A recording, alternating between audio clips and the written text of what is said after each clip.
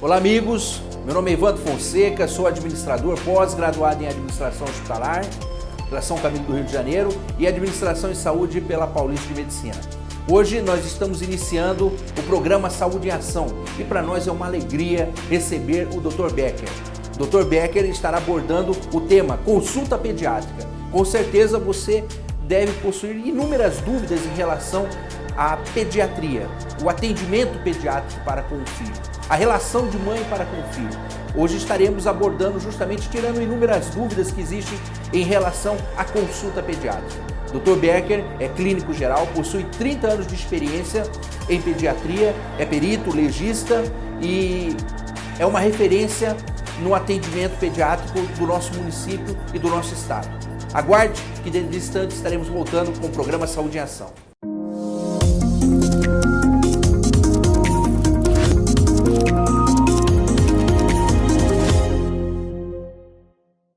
Olá, estamos de volta com o programa Saúde em Ação e para nós é uma alegria receber em nossos estúdios o Dr. Becker, que é um renomado profissional, possui um notório saber e uma vasta experiência como médico no município de Campo Grande, no estado de Mato Grosso do Sul, enfim, e em todo o país.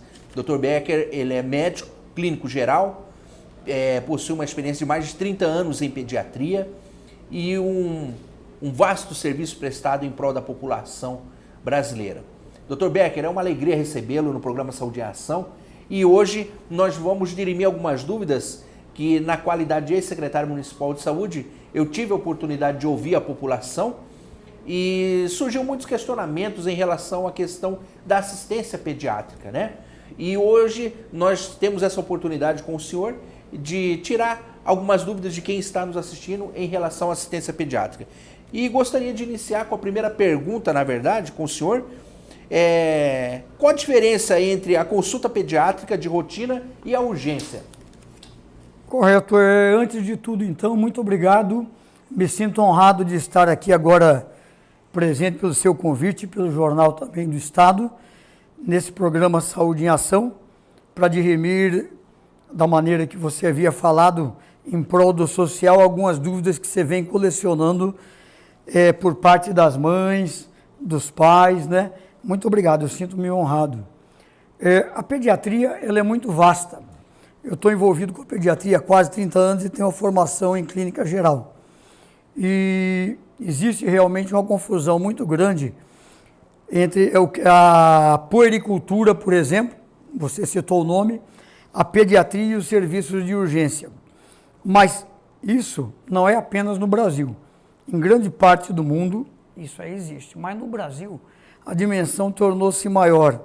Você tem acompanhado a luta da saúde, essas coisas. Então, quando a gente fala em pediatria, aí é o ser que está nascendo, é a criança, mas não é apenas a criança. Para você ter ideia, um pediatra, antigamente, nós falávamos que ele tratava até os 18 anos, que depois criou-se outros termos, ebiatra, que é de 12 a 18 anos. E hoje a pediatria ficou convencionada de 0 até 12 anos. Então, o pediatra, ele é muito importante. E eu estou frisando, porque tudo que eu falar aqui não substitui de forma alguma a consulta pediátrica. Tudo que eu estou falando é em prol do social, para alertar as mães, com aquela coleção de perguntas que você falou, e realmente os tópicos que você comentou para mim, eles são reais. Grande parte das perguntas, não sei se você falou com alguém, mas realmente 80% é sobre isso. E as pessoas vão, às vezes, no pronto-socorro, erroneamente, mas às vezes por falta de conhecimento. Por isso que eu acho importante falar o pronto-socorro, a puericultura e o pediatra, né? A puericultura é uma parte da pediatria, muito importante e que o Estado e o governo têm dado a devida atenção. Na puericultura, o médico vai dar atenção para a mãe e para a criança em diversos aspectos. Por um exemplo, a gente fala naqueles testes todos, que você comentou aqui, depois vamos comentar um por um, teste do pezinho, da orelhinha, do coraçãozinho, teste da linguinha, tem um monte, uma porção de testes, cinco são os mais importantes. Todos eles são importantes, não tem como fazer um ou outro. A maior parte dos estados normatizou, Mato Grosso do Sul está dentro desses estados e sempre priorizou, isso é feito já na UTI neonatal, lá quando nasce, na sala de parto, mas nem todos os estados fazem isso. No começo, poucos estados aderiram, até pouco tempo atrás tinha 12 ou 13 que fazia da maneira preconizada pelo SUS. Então, o pediatra é a especialidade que cuida dessa faixa de idade que eu falei. Em tudo, no geral. Aí você fala, mas é a puericultura. Trata da mesma coisa, tem um nome diferente, que a abrangência é outra. Ela vai dar de forma mais detalhada um tratamento visando tudo. A criança, o pai, a mãe, se esse crescimento da criança está contente ou não, para saber se vai aparecer alguma patologia ou não. E a pediatria é a área que trata de todas as crianças de 0 ano a 12 e a ebiatria de 12 a 18. Né? Eu não sei se foi a contento a resposta, mas o básico é isso. Dr. Becker, o que é importante nós deixarmos claro para quem nesse momento está nos assistindo, existe uma diferença entre consulta de rotina pediátrica e atendimento de urgência em relação ao recém-nato, em relação às crianças de até 12 anos? Como que a mãe consegue identificar essa situação? É importante a prevenção, é importante estar sempre procurando um médico para tirar tudo quanto é tipo de dúvida em relação a esse atendimento? É muito importante a prevenção. Por isso que no início eu falei que nada substitui a consulta com o pediatra habilitado, o acompanhamento. E por isso que eu citei o termo puericultura. Mas nós temos que diferenciar. O pediatra está habilitado tecnicamente para todas as áreas. E dentro da pediatria você vai ter as subespecialidades, o neonatologista, ou seja, existem as subespecialidades dentro da própria pediatria, mas esse pediatra está habilitado para tudo. Um pronto-socorro, ele foi projetado para que as mães, os pais e os avós fiquem tranquilos que existe um local para essas crianças irem numa emergência. Por que eu estou frisando isso? Eu até costumo, a gente sempre fazia palestra em São Paulo e Curitiba, nós temos que ter bom senso, os pais e todos. No pronto-socorro vão pessoas de toda a comunidade, de outros estados e de todos os municípios. Então vai um grande número de doentes com as mais diferentes doenças. Não é de bom tom, por exemplo, você levar crianças sadias no pronto-socorro para tirar dúvidas comuns. O que são as dúvidas comuns? Você citou, quando estávamos a sós, aquelas curiosidades que você foi coletando. E as cólicas, e o amarelão, que é a icterícia neonatal. Você até citou de forma brilhante vários assuntos que realmente, isso tem muita procura nas UPAs, nos CRS. Mas a finalidade de UPA e CRS não é essa. Nós temos que ter bom senso. Mesmo uma mãe, um pai, um compadre, não sendo eletricista, se sai faísca, ele sabe que é um curto. Então, tentar não levar as crianças que estão bem ao pronto-socorro é uma questão de bom senso. Ok. Dentro de mais alguns instantes estaremos de volta com o programa Saúde em Ação e estaremos dando continuidade à entrevista com o Dr. Becker. Aguarde. Olá, amigos. Estamos de volta com o programa Saúde em Ação. E hoje, de maneira muito especial, estamos abordando um tema que é de grande relevância. E este tema pode salvar a vida do teu filho, do teu ente querido que se encontra em casa. Com isso, nós estamos com o Dr. Becker justamente abordando o tema consulta pediátrica. Dr. Becker, qual a rotina de uma consulta pediátrica de maneira muito sucinta e objetiva que a mãe precisa saber em relação ao recém-nato e até aos 12 anos de idade? Para sintetizar e de maneira sucinta, começa dentro da própria sala de parto, onde o médico já capacitado ele já faz uma série de manobras, aqueles testes, a grande maioria deles, e se a criança estiver bem, o que a mãe tem que saber é que a primeira consulta deverá ser entre 5 a 7 dias, no máximo 10 dias. Depois, até o 6º mês, uma consulta por mês, é o que é preconizado. Do 6º mês a 2 anos, uma consulta a cada 2 meses. E do 3º ano ao 6º, uma a cada 6 meses, se tudo estiver bem. Neste fato, qual que é a importância da amamentação? É essencial. Houve muita discussão acerca da amamentação, mas é nessa fase que a criança vai adquirir resistência, imunidade, já a partir do início da amamentação, quando tem o colostro. É muito importante, nenhuma mãe deve abrir mão da amamentação, tem até lei que protege isso. Tá. E o coto umbilical? Quando preocupar-se? O que significa coto umbilical? É o umbigo da criança que está sangrando. Dr. Becker, poderia nos esclarecer isso? Muito comum também. A grande parte cicatriza rapidamente e não dá problema, mas aquelas mães que procuram os pronto-socorro porque está sangrando, a grande maior parte, graças a Deus, não é nada para a mãe ficar preocupada. Continua o curativo. O importante é ela não ficar colocando tudo que mandarem colocar no umbigo, é a limpeza com álcool, que nem é preconizado e os médicos ensinam. Normalmente ele cicatriza num tempo hábil, mas existem algumas crianças que persistem de 5, 10, 15 dias e ocorre aquele sangramento. A grande maior parte não é preocupante. Pode ir num posto de saúde para obter as informações necessárias. Quando dá febre e incha, que nem elas falam, pode haver uma infecção. Aí é um pouquinho mais preocupante, mas é mais raro. Legal. Eu tenho uma filha, Dr. Becker, e passei pela experiência também dos recém-natos. E o que eu observava era a questão da cólica, que você também que está nos assistindo nesse momento, como mãe, já deve também ter observado e passado por essa situação das cólicas. Como devemos agir em determinadas situações? Existe alguma estratégia para tentar controlar esse fato? Existem diversas coisas que nós podemos fazer para ajudar. Mesmo a nível mundial, não houve ainda o porquê da cólica, uma resposta satisfatória. São vários os motivos. Desde uma imaturidade, às vezes a criança está tudo normal, mas ela não tem uma digestão como deve, devido ao sistema fisiológico. Um excesso de leite, e ela chora e ela tem dor. Na grande maior parte das vezes, uma boa consulta pediátrica na puericultura já resolve isso. Inclusive, você tocou muito no assunto. Cólica não é um grande motivo, para raras exceções, aquelas crianças que choram às 6 horas, que às vezes não é cólica, para levar a um pronto-socorro. Então, existem muitas coisas que podem ser feitas, não dá para abranger tudo aqui, o programa é rápido. Mas a grande maior parte das cólicas, elas são minoráveis, podem ser resolvidas. Então, nada exime uma consulta com um pediatra para dirimir qualquer dúvida. Sempre o pediatra é a pessoa mais orientada para dirimir as dúvidas. Legal. É importante... No ambiente correto. Legal.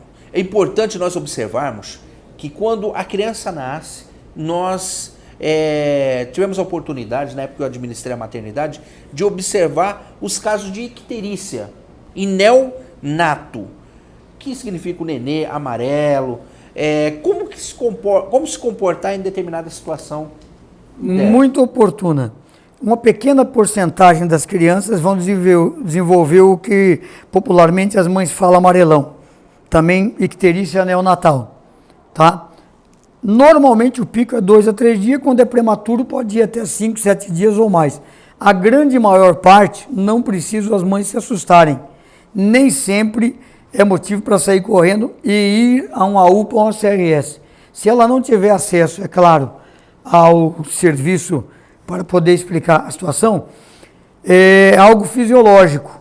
É uma fase onde a bilirrubina, que é um elemento do sangue, aumenta e a criança fica amarela. Preocupar mais quando está já na barriga ou na perna, na panturrilha. Normalmente é uma fase fisiológica que vai vir a resolução. Mas é bom atentar, não dá em todo mundo, é uma minoria. E raramente é uma doença grave, mas pode sim ser uma doença grave. O senhor falou muito em puericultura.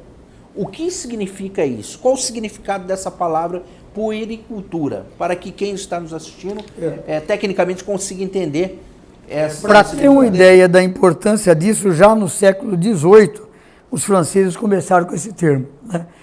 Seria a mesma pediatria, mais focada na criança, no bem-estar de todos, do pai, da mãe e da criança, onde o pediatra vai usar um monte de recursos que ele não teria como usar numa UPA, num CRS, num serviço de urgência, para descobrir com antecedência uma série de coisas erradas que podem acontecer no desenvolvimento da criança. Então a puericultura é algo mais detalhado, que demanda mais tempo e que tem que ser feito no consultório ou no ambulatório de pediatria por um pediatra habilitado. Legal. É importante nós observarmos que neste processo do atendimento da criança, Dr. Becker, existe alguns exames que é de suma importância que se faça no recém-nato. Teste da orelhinha, teste da linguinha, teste do coraçãozinho, teste do pezinho. Fala um pouquinho, neste momento, sobre a importância do teste da orelhinha. De todos esses testes, o da orelhinha, o do pezinho, o do coraçãozinho, que você comentou, tem o da língua agora e tem o do olho, são os 5 principais. O pessoal foca muito no teste do pezinho, que é quando começou todos esses testes. O teste do pezinho, ele foca doenças degenerativas, malformações, e existem 3 tipos, o ampliado, o básico, que é o oferecido pela saúde pública, que se foca mais naquelas doenças mais prevalentes, e existe o ampliado, que é a nível particular, ele começa descobrindo de 17 doenças até 20 doenças e até 46 no particular. Todas são importantes. Cumprindo o que o Estado manda, já seria o suficiente. O teste da linguinha é o frênulo, que muitas crianças têm, que pode ser resolvido.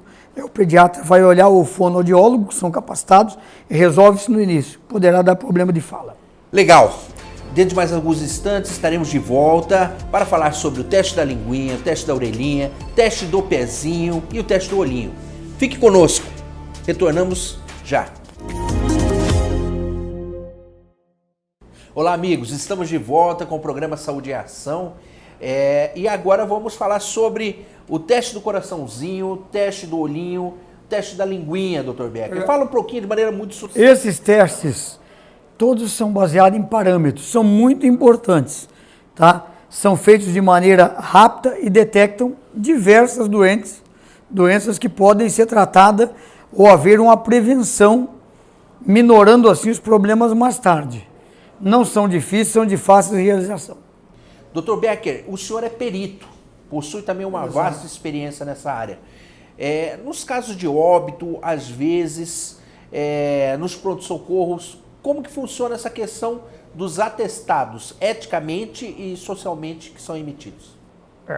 O atestado, ele é um direito do cidadão, né? O atestado de óbito, por exemplo, ele é fornecido automaticamente, todo médico tem que dar.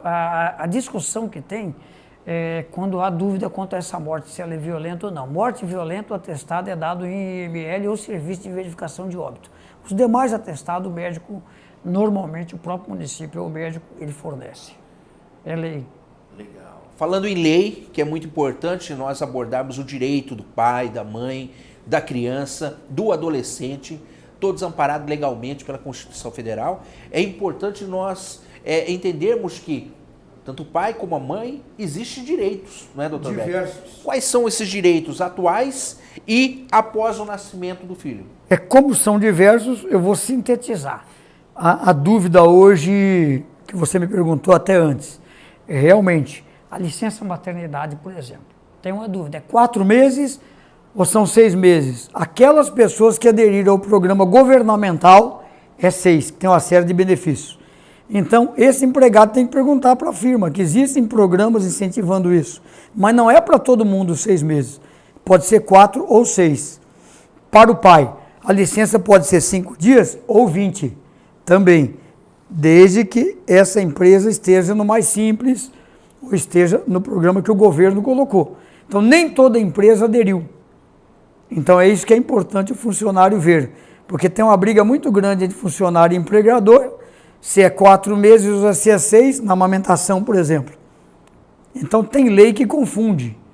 A lei fala que a mãe, do 6º mês em diante, tem que amamentar e que tem um período de 30 minutos. Mas o governo deu um jeitinho e também fala que pode sair 1 hora antes. Aí você não tem a segurança que a criança vai amamentar. São dúvidas fáceis de resolver que o médico ou o próprio contador pode dirimir. Mas realmente nem todo mundo tem 6 meses, alguns têm 4. Mãe. E quanto ao pai, que é a grande pergunta que eles perguntam, alguns é 5 e alguns é 20. Vai depender se a empresa entrou ou não naquele programa governamental. O Dr. Becker é considerado praticamente um herói nacional. Ele recebeu a medalha Santos Dumont e foi perito do acidente aéreo do Legacy. Fala um pouquinho, Dr. Becker, dessa experiência que o senhor teve como médico, 30 anos de experiência na área da pediatria, o senhor presenciou no acidente do Legacy inúmeros corpos, infelizmente, naquela situação. E eu acredito que o que mais lhe cortou, na verdade, o coração é ver centenas de crianças, dezenas de crianças nessa situação também. Fala para nós como que foi essa experiência. Uma experiência única como perito legista, que eu ainda era perito legista lá em Mato Grosso, ainda sou efetivo, né? É frustrante, porque seja o médico, lidar com a morte já é difícil, mas quando envolve criança, seja em acidente trágico ou não, ou mesmo numa UPA, é muito frustrante para todos, inclusive para o médico. É importante a população saber disso. Sempre choca, mas você vê a criança despedaçada, choca mais. No dia 11 de setembro de 2006, colidiu o avião e houve 154 mortos, 143 brasileiros. E eu fui o médico do caso Legacy, que teve a oportunidade de examinar esses americanos em Cuiabá e depois a oportunidade também de ir até o local e presenciar. Isso é uma cena que você não esquece nunca mais, é muito triste, não tem como descrevê-la. Frustrante. Sem dúvida. Por isso que é importante nós analisarmos a importância do médico no campo de atuação, no trabalho que ele desenvolve, que é de grande relevância, e a vasta experiência que cada um de maneira particular possui.